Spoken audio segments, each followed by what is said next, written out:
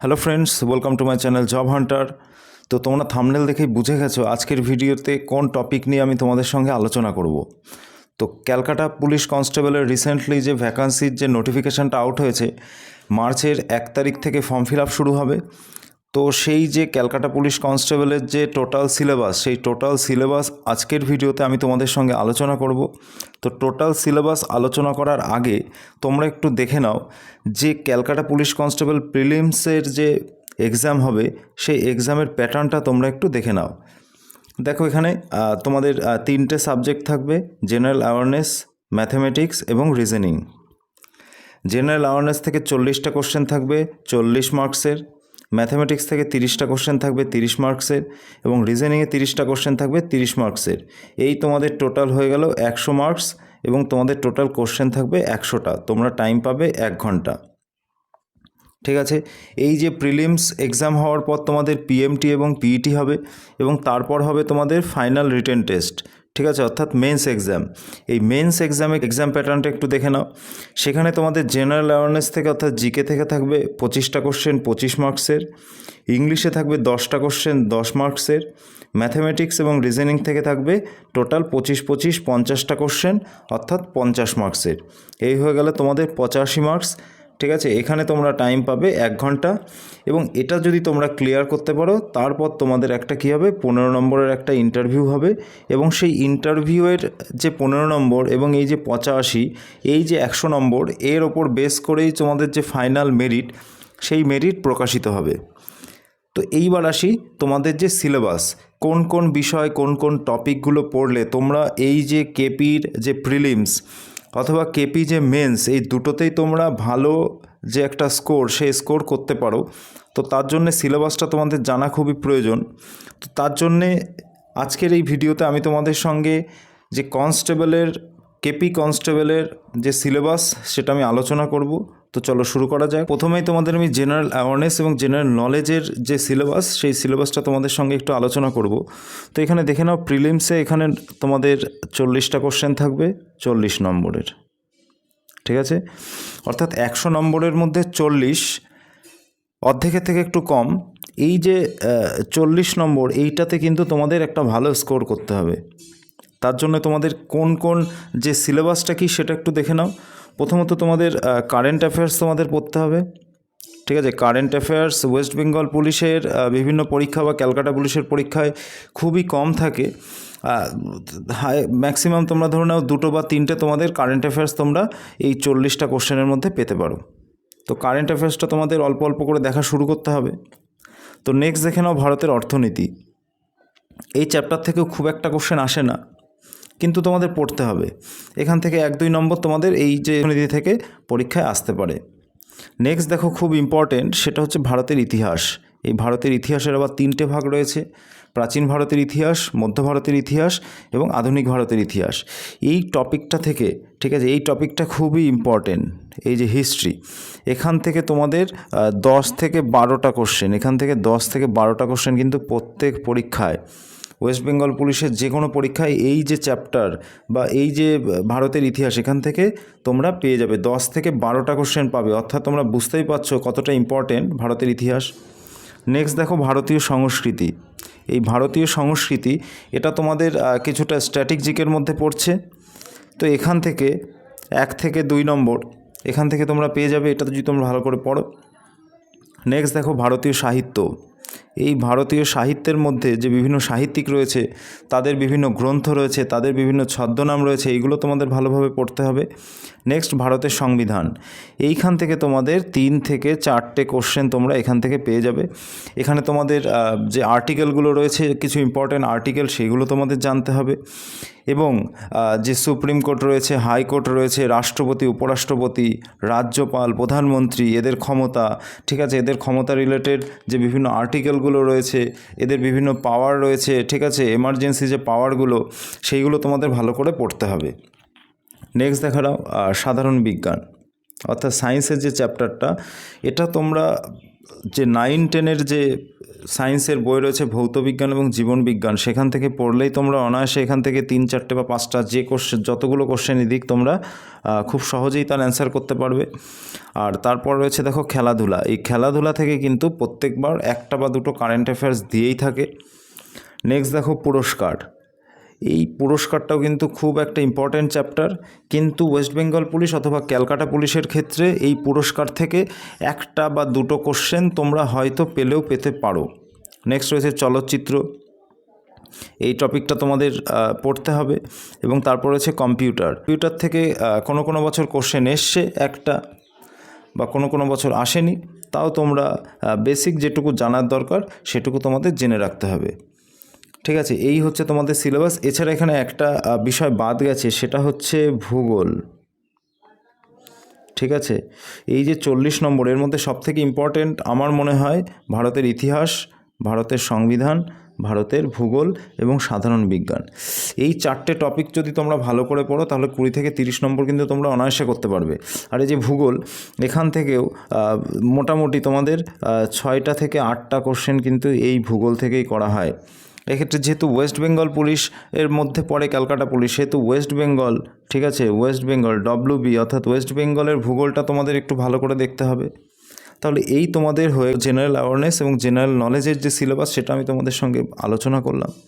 এরপর আমরা আলোচনা করব যে ম্যাথের কোন কোন যে চ্যাপ্টারগুলো থেকে বেশি কোশ্চেন আসে, তো সেই চ্যাপ্টারগুলো একটু দেখে নাও। এরপর দেখো গণিত, অর্থাৎ ম্যাথের যে সিলেবাসটা রয়েছে তোমরা দেখে নাও। ম্যাথের টোটাল প্রিলিমসে আসবে আমার 30টা কোশ্চেন। এই 30টা কোশ্চেনের মধ্যে 20 থেকে 25টা কোশ্চেন তোমরা অ্যাটেন্ড করতে পারবে যদি এই যে তোমরা ডিসপ্লেতে যে চ্যাপ্টারগুলো দেখতে পাচ্ছ, এই চ্যাপ্টারগুলো তোমরা কমপ্লিট করতে পারো। তো প্রথমে দেখে নাও ভগ্নাংশ রয়েছে। ভগ্নাংশ থেকে প্রত্যেকবার একটা দুটো করে কোশ্চেন দেয়। লসাগু গসাগু মাস্ট, এখান থেকে কোশ্চেন আসবেই। তারপর দেখো রয়েছে অনুপাত সমানুপাত। তারপর দেখো অংশীদারি কারবার। নেক্সট রয়েছে সময় কার্য। তারপর দেখো নল চৌবাচ্চা। তারপর দেখো সময় দূরত্ব। তারপর রয়েছে নৌকা ও স্রোত। তারপর হচ্ছে শতকরা। এই শতকরা থেকে কিন্তু 2-3টে অঙ্ক দিয়ে দেয়। লাভ ক্ষতি রয়েছে, সরল সুদ রয়েছে, মিশ্রণ রয়েছে। এখানে আর একটা যুক্ত হবে, সেটা হচ্ছে কম্পাউন্ড ইন্টারেস্ট, CI। ঠিক আছে, এই চ্যাপ্টারগুলো করলে কিন্তু তোমরা ম্যাথে খুব একটা সুন্দর তোমরা স্কোর তোমরা করতে পারবে। এবার রিজনিং ও লজিক্যাল যে অ্যানালিসিস, সেই যে রিজনিংয়ের সিলেবাস তোমরা একটু দেখে নাও। এখানে কোন কোন চ্যাপ্টারগুলো খুব ইম্পর্টেন্ট। তো প্রথমে দেখো রয়েছে সংখ্যা শ্রেণী। এটা কিন্তু খুব ইম্পর্টেন্ট। 3 থেকে 4টে কোশ্চেন কিন্তু এই সংখ্যা শ্রেণী থেকেই দেয়। তারপর হচ্ছে বর্ণশ্রেণী, এটাও খুব ইম্পর্টেন্ট। এখান থেকে ধরো 4টে আর এখান থেকে 4টে, এই যে দুটো টপিক, এই সংখ্যা শ্রেণী আর বর্ণশ্রেণী, এখান থেকেই কিন্তু বেশ তোমাকে মোটামুটি 10টা কোশ্চেন কিন্তু এখান থেকে তোমরা পেয়ে যাবে, সংখ্যা শ্রেণী আর বর্ণশ্রেণী থেকে। এছাড়া আরও যে বিষয়গুলো তোমাদের করতে হবে সেটা হচ্ছে শ্রেণী বিভাজন, সাদৃশ্য রয়েছে, সাদৃশ্য থেকে একটা প্রত্যেকবার পরীক্ষায় থাকে, সাংকেতিকরণ ও অসাংকেতিকরণ রয়েছে, দিক নির্ণয় সংক্রান্ত সমস্যা, এখান থেকে প্রত্যেকবার একটা করে কোশ্চেন থাকেই। তারপর রয়েছে ভেনচিত্র। তারপর রয়েছে দেখো রক্তের সম্পর্ক, এখান থেকেও একটা করে কোশ্চেন প্রত্যেক পরীক্ষায় তোমরা পাবে। আসন বিন্যাস, এখান থেকেও থাকবে প্রত্যেক পরীক্ষায় একটা করে কোশ্চেন। বিবৃতি অনুমান রয়েছে, চিত্রদল গঠন রয়েছে, জ্যামিতিক চিত্র গণনা রয়েছে। এখানে তোমাদের ত্রিভুজ বা কোনো একটু বর্গক্ষেত্র বা আয়তক্ষেত্র দিয়ে তোমাদের বলতে পারে এর মধ্যে কতগুলো ত্রিভুজ রয়েছে বা এর মধ্যে কতগুলো বর্গক্ষেত্র রয়েছে। ঠিক আছে, এইগুলো তোমরা পরীক্ষায়, প্রত্যেক পরীক্ষায় একটা দুটো করে এরকম কোশ্চেন থাকে। তারপর দেখো রয়েছে, তোমরা ডিসপ্লেতে দেখতে পাচ্ছ, লুপ্ত সংখ্যার নির্ণয়। এখান থেকে একটা বা দুটো বা 3টে কি কোনো কোনো পরীক্ষা এখানে দিয়ে দেয়। তারপর রয়েছে দেখো ম্যাট্রিক্স কোডিং। তারপর রয়েছে বর্ণমালা সংক্রান্ত সমস্যা। নেক্সট দেখো সংখ্যা ও সময়ের ক্রমবিন্যাস। নেক্সট রয়েছে দেখো ক্রমনির্ণয়। তারপর রয়েছে দেখো গাণিতিক ক্রিয়া। তারপর রয়েছে দেখো যুক্তি অনুযায়ী শব্দের বিন্যাস। নেক্সট রয়েছে রক্তের সম্পর্ক। সরি, এটা আমার ভুল হয়ে গেছে, এটা দেখার দরকার নেই, এটা দুবার চলে এসছে। তো এই যে টোটাল যে সিলেবাসটা তোমরা দেখতে পাচ্ছ রিজনিংয়ের, এই যে সিলেবাসগুলো, এই যে টপিকগুলো তোমরা যদি বাড়িতে কম বেশি কিছুটা করেও প্র্যাকটিস করো তাহলেও কিন্তু তোমরা একটা ভালো স্কোর করতে পারবে। ঠিক আছে, তোমরা ধরে নাও যে ক্যালকাটা পুলিশের যে প্রিলিমস পরীক্ষায় তোমরা যে 40 যে জিকে থাকবে, সেখানে ধরো তোমরা টার্গেট রাখলে 30, 40-এর মধ্যে 30 রাখা যায়, জিকেতে খুব স্কোরিং যে সাবজেক্ট, ঠিক আছে। তারপর ধরো ম্যাথে তোমরা 30-এ ধরলে 20, ঠিক আছে, হয়ে গেল 50। এবং এই যে রিজনিং আরও 30টা থাকবে, সেখানে যদি আমি আরও প্লাস 30টার মধ্যে আমি 10টা বাদ দিলাম, 20টা করলেই তোমাদের হয়ে গেল 70 নম্বর। এই 70 প্লাস স্কোর যদি তোমরা প্রিলিমসে করতে পারো কেপিতে, তাহলে কিন্তু তোমরা অনায়াসেই তোমরা পাস করে যাবে। এবং এই 70 নম্বর মেন্সে যদি তুলতে পারো তাহলে তো কোনো কথাই নেই। তো এরপর দেখো আমি যে বিষয়ে আলোচনা করব তোমাদের সঙ্গে, সেটা হলো ইংলিশের কি সিলেবাস রয়েছে। প্রিলিমসে ইংলিশের কোনো ইংলিশ থাকবে না। প্রিলিমস পাস করার পর তোমরা করবে, মাঠ পাস করার পর যে মেন্স এক্সাম হবে সেখানেই তোমাদের 10 নম্বরের ইংলিশ থাকবে। তো সেই 10 নম্বরের জন্য তোমাদের কোন কোন বিষয় পড়তে হবে, কোন কোন টপিক পড়তে হবে, সেইটা একটু তোমাদের বলে দিই। তো এরপর দেখো ইংলিশের কি সিলেবাস রয়েছে। প্রথমে রয়েছে ফিল ইন দ্য ব্ল্যাঙ্কস, তারপর রয়েছে article and preposition, synonym, antonym, one word substitution, sentence completion, phrasal verb, spotting errors, idioms and phrases, para completion রয়েছে, স্পেলিং টেস্ট রয়েছে, আর একটা রয়েছে এরর কারেকশন। এই যে ইংলিশ সাবজেক্টটা রয়েছে, এখানে তোমাদের প্রিলিমসে কোনো ইংলিশ থেকে কোশ্চেন আসবে না। মেন্সে তোমাদের 10টা কোশ্চেন আসবে ইংলিশ থেকে। এই 10টা কোশ্চেনের মধ্যে তোমাদের 5 থেকে 6টা কোশ্চেন তোমরা অ্যাটেন্ড করতে পারবে, যদি এই সিলেবাসগুলো তোমরা এই যে তোমাদের টপিকগুলো আমি বললাম এইগুলো তোমরা যদি মোটামুটি একটু পড়ে যাও। দেখো ইংলিশ নিয়ে বিশাল মাথা ঘামানোর কিছু নেই, যেহেতু 10 নম্বর, কিন্তু আমরা এটাকে বাদও দিতে পারি না। কারণ তোমরা জানো চাকরির পরীক্ষায় 1 পয়েন্ট, 1.5 পয়েন্ট বা হাফ পয়েন্টের জন্য অনেক ছেলেমেয়ে ফাইনাল যে মেরিট সেখানে বাদ পড়ে যায়, অথবা প্রিলিমসের যে রেজাল্ট সেখানেও কিন্তু অনেক সময় বাদ পড়ে যায়। আমার নিজের চোখে দেখা এমন স্টুডেন্টও রয়েছে যারা 0.2 এর জন্য কিন্তু চাকরি পায়নি। তো সেক্ষেত্রে অনেকে মনে করে যে ইংলিশ 10 নম্বর, তো ঠিক আছে ইংলিশ পড়বো না, বাদ বাকি যে তোমার 75 নম্বর তার উপর বেস করেই তোমরা পরীক্ষা দেবে, আর ইন্টারভিউতে রয়েছে 15 নম্বরের। কিন্তু না, তোমরা এখন থেকে ইংলিশ অল্প অল্প করে পড়া শুরু করো।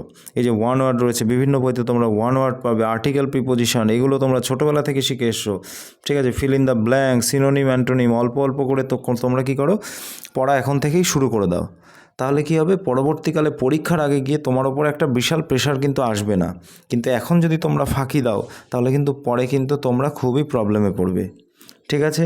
এই হয়ে গেল তোমাদের ওয়েস্ট বেঙ্গল পুলিশের অথবা ক্যালকাটা পুলিশের যে সিলেবাস, সেটা আমি তোমাদের সঙ্গে পুরোটাই এখানে আলোচনা করলাম। এবং এখানেই ভিডিওটা আমি শেষ করছি। তো ভিডিওটা যদি ভালো লাগে, ভিডিওটা যদি তোমাদের কাছে হেল্পফুল হয়, তাহলে তোমরা কি করবে, একটা লাইক করে দিতে পারো ভিডিওতে, অথবা এই চ্যানেলটিকে সাবস্ক্রাইব করে দিতে পারো। তাহলে কি হবে, তাহলে আমার যে ভিডিও করার যে উৎসাহ বা নতুন নতুন কন্টেন্টে ভিডিও করার যে উৎসাহ, সেই উৎসাহটা কিন্তু অনেক গুণ বেড়ে যাবে।